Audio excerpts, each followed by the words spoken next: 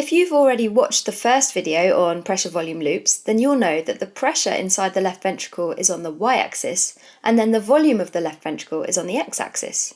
And each loop represents one cardiac cycle. So that's ventricular systole and diastole. It's basically just a heartbeat. The bottom right-hand corner of the graph is called the end diastolic point. And you guessed it, that's the point in the cardiac cycle when diastole is over. So at this point, the mitral valve is closed and the left ventricle is filled with the maximum amount of blood that can be inside it. And that amount is known as the end diastolic volume. After that, the left ventricle contracts, and that's the beginning of systole. When the ventricle contracts, it makes the pressure shoot up. But because the mitral and aortic valves are still closed, the left ventricular volume doesn't actually change. So this phase is called isovolumetric contraction because iso means the same and volumetric refers to the volume. Eventually, after the pressure's been getting higher and higher, it ends up being higher than the pressure inside the aorta, so that forces the aortic valve to pop open. And that's the start of the ejection phase. In the ejection phase, the blood is squirted out of the left ventricle into the aorta. And so as this happens, the volume in the left ventricle goes down. So the left ventricle continues to contract and ventricular pressure keeps on getting higher and higher, but then it starts to fall a bit when the aortic pressure exceeds the pressure in the left ventricle. At this point, the aortic valve shuts, and this is the end of systole, which is really imaginatively named end systolic point. So to continue our theme of really imaginative names, the pressure in the left ventricle at this point is called the end systolic pressure, and the volume in the left ventricle at this point is called the end systolic volume. Now I know what you're thinking, that's all too exciting, but if you think that's exciting, then get this. So the difference between the end diastolic volume and the end systolic volume is called the stroke volume. After all of this, the left ventricular muscle starts to relax, and so the left ventricular pressure starts to fall.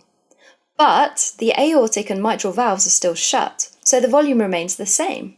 So you remember how when the ventricle was contracting, but the volume remained the same, we called that isovolumetric contraction? Well, now it's isovolumetric relaxation. After a while, the ventricular pressure drops so low that it's lower than the atrial pressure, so that causes the mitral valve to open, and then blood rushes from the left atrium into the left ventricle. As the ventricle fills up with blood, the volume rises back to what it was at the end diastolic point. But the pressure only increases a little bit. This relaxation phase goes on until the mitral valve shuts, and then the loop can start all over again. All of this stuff happens during just one heartbeat.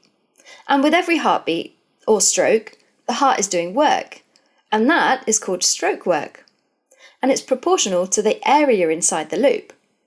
So in other words, the bigger the loop and the more area inside of it, the more stroke work is being done. Sometimes this is shown to look like a box, which is basically just drawn over the top of the pressure volume loop, and it looks like this. The vertical dimension of the box is the distance from the x-axis to the end systolic pressure, and the horizontal dimension is the stroke volume. So in terms of stroke work, it would be the area inside the box. And the box isn't exactly the same as the loop, but it's a good approximation. Okay, so now we know what a normal pressure volume loop looks like, but let's go ahead and change some stuff up and see what it looks like now. First of all, let's increase the preload by adding more blood to the left ventricle during diastole. So that means that during diastole, this bottom line goes further, and that increases the end diastolic volume. And then, because of the Frank-Starling relationship, there's a nice big strong contraction. And the isovolumetric contraction phase doesn't look any different, but once the blood gets ejected, it becomes pretty clear that there's going to be a larger than normal stroke volume. And then the end systolic pressure and volume end up being about the same as what they were before. So overall, an increased preload leads to a larger pressure volume loop, and that means increased stroke work. Okay, now let's try out another change. Let's say we increase the afterload by increasing the blood pressure in the entire arterial system, including the aorta itself. That means that during isovolumetric contraction, the pressure in the left ventricle has to get higher than it was before because it needs to exceed the aortic pressure, which is higher.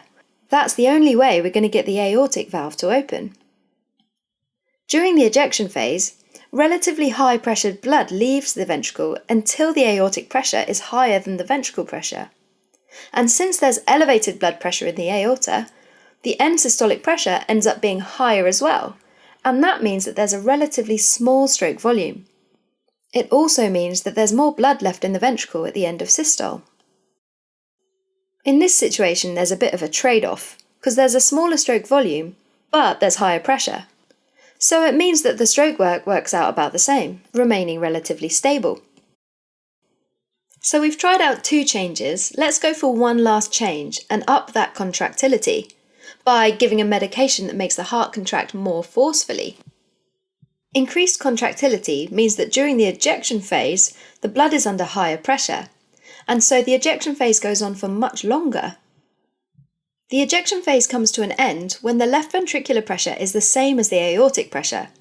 So they have the same end systolic pressure, but now that point occurs with a much smaller left ventricular volume.